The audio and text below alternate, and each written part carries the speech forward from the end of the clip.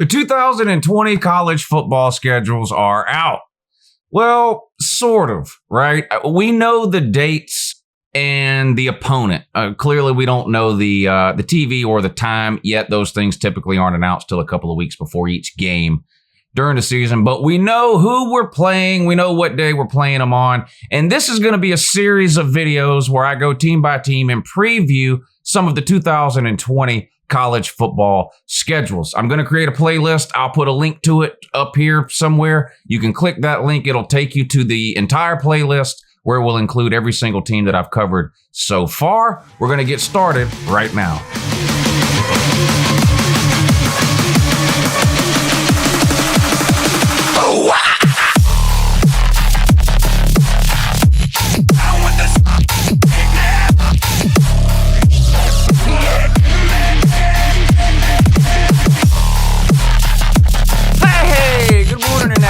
Here. Yeah, that's right. It's me, Uncle Lou, and I'm live for you on LouTube today. So thanks for watching. I really appreciate it also. And in addition to that as well, subscribe to this channel if you're not already. I post college football videos almost every single day of the year, and I think a lot of them are watchable. Let me know down below if you think this one is watchable or not. But we're back with another 2020 college football schedule preview, and up today is the West by God Virginia Mountaineers. Take me home, country roads, to the place I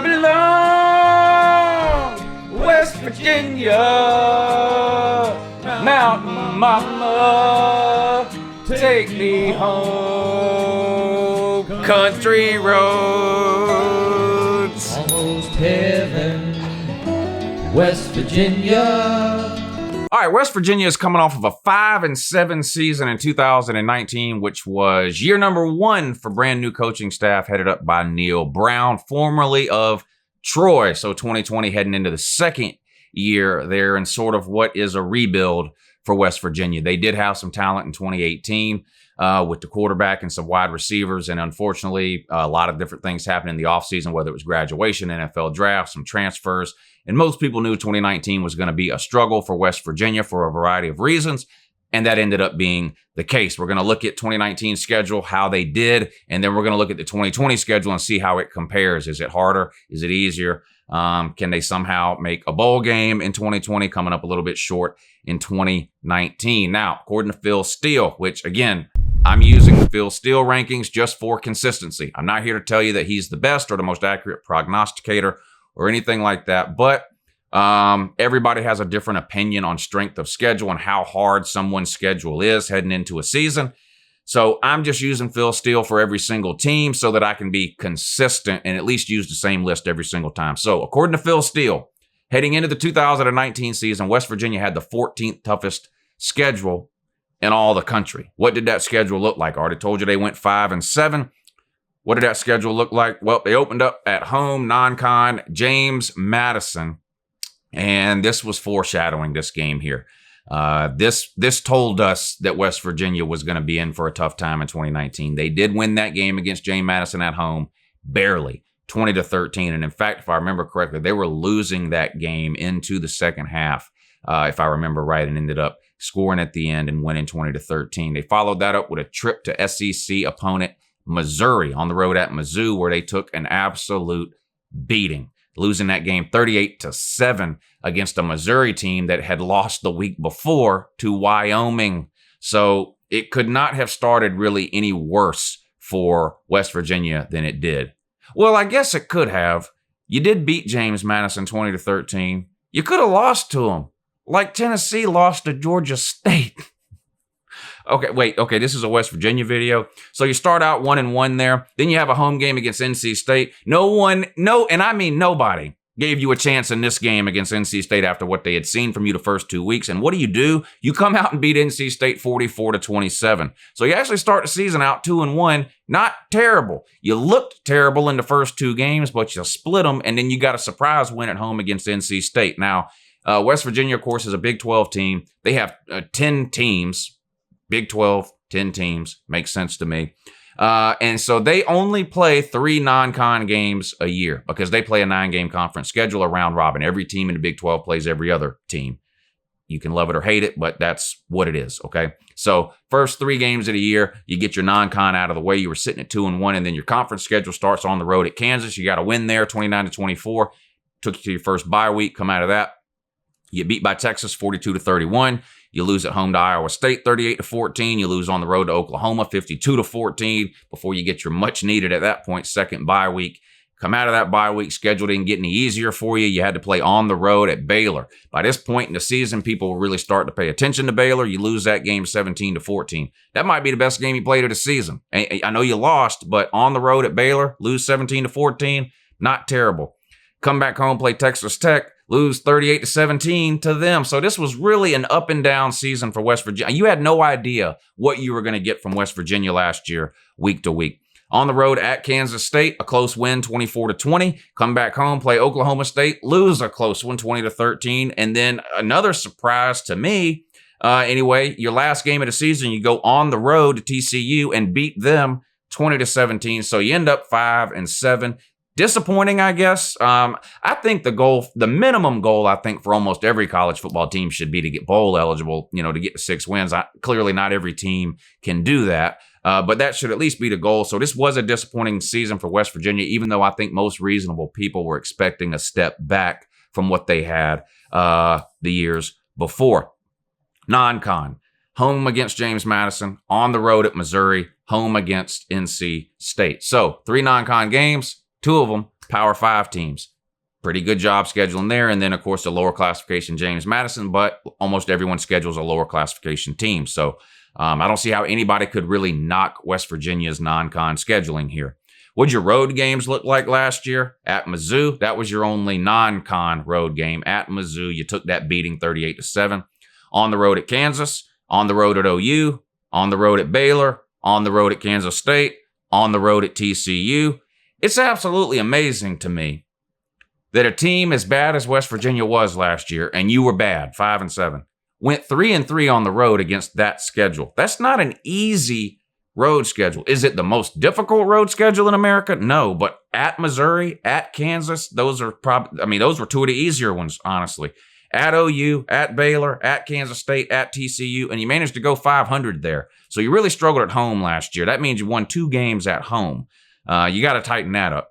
Toughest stretch of games, week 2 and 3 were pretty tough. Those 2 Power 5 non-con games on the road at Missouri and home against NC State. And you split those and went 1-1. That's not terrible. What about week 6, 7, and 8? Well, you played Texas at home and took a beating. You played Iowa State at home and took a beating. And then you went on the road at OU and took a beating. So 3 straight pretty tough games there. 2 of them at home, 1 of them on the road. You lose all 3. That pretty much ended your season at that point there.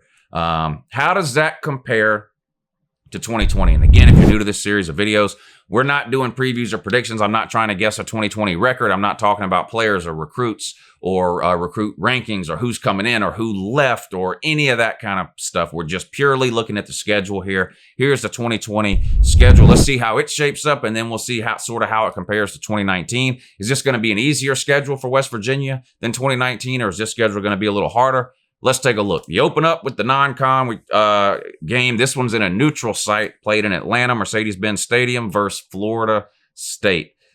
That's tough. That's definitely tougher than playing James Madison at home, which is how you opened your season last year. Florida State brings in a brand new coaching staff this year after finally getting rid of Willie Taggart. Guy didn't know what he was doing, had no business being hired as a head coach there. The good thing about this game is it's a neutral field.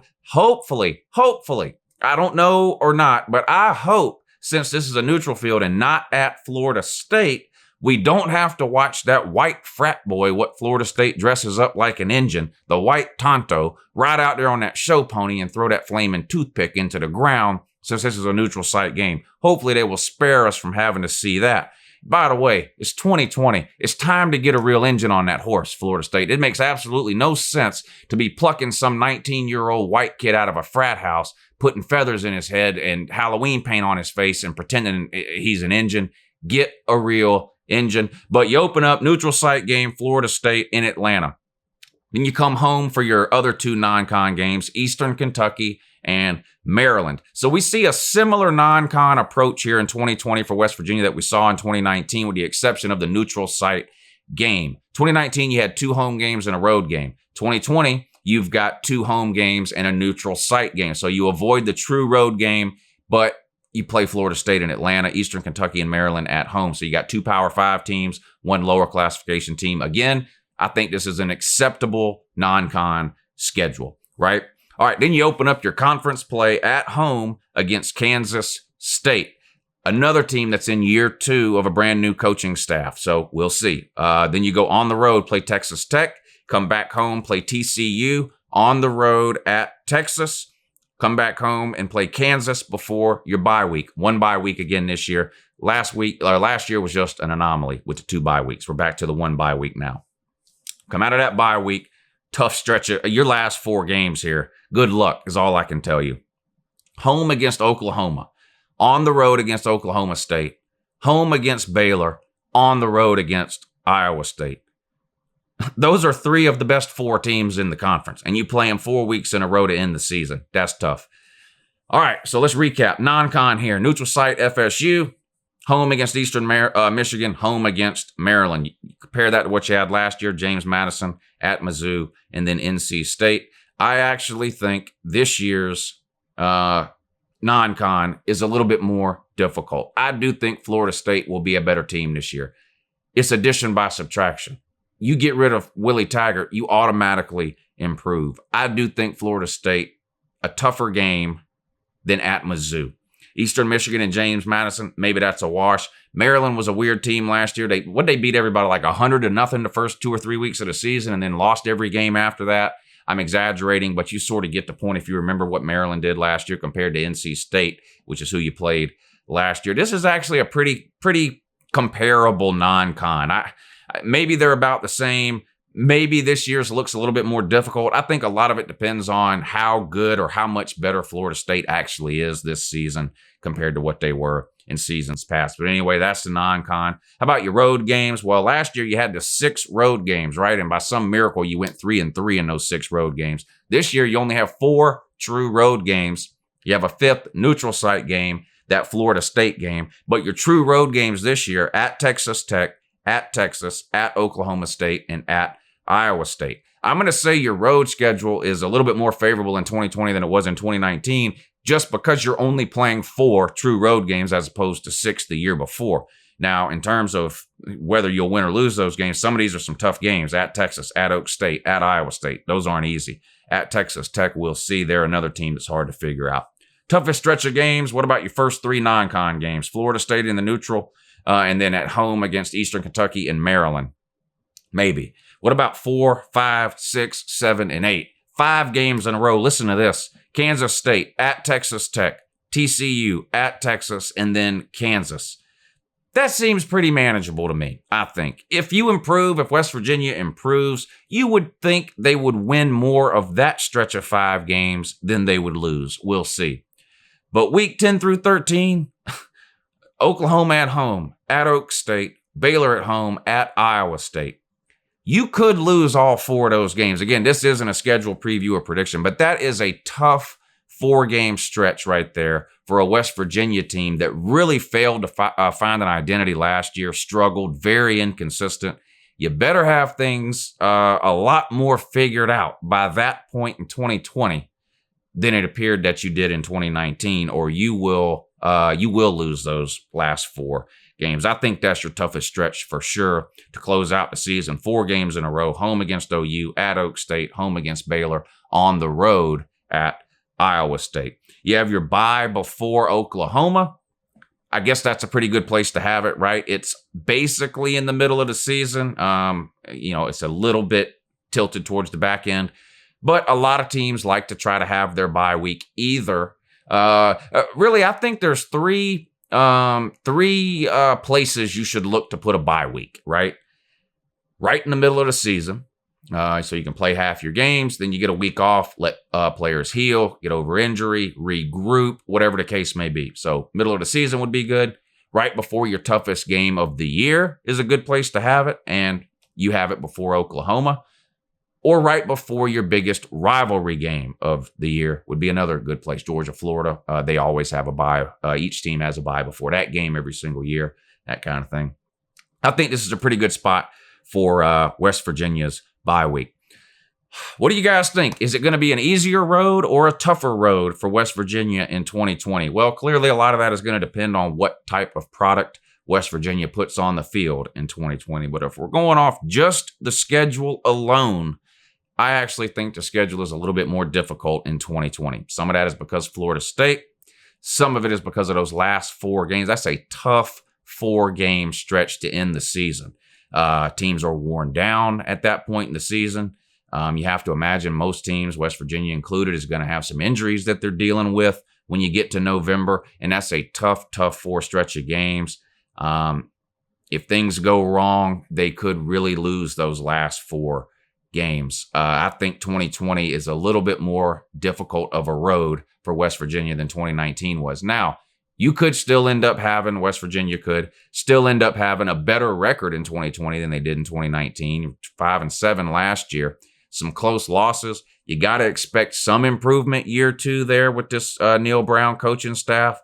So even though the schedule to me appears to be a little bit more difficult, I wouldn't be completely shocked if you maybe flip-flopped that record around and went 7-5, something like that. We'll see. Anyway, that does it for the West Virginia 2020 season schedule preview. Let me know what you think. How do you think they'll do?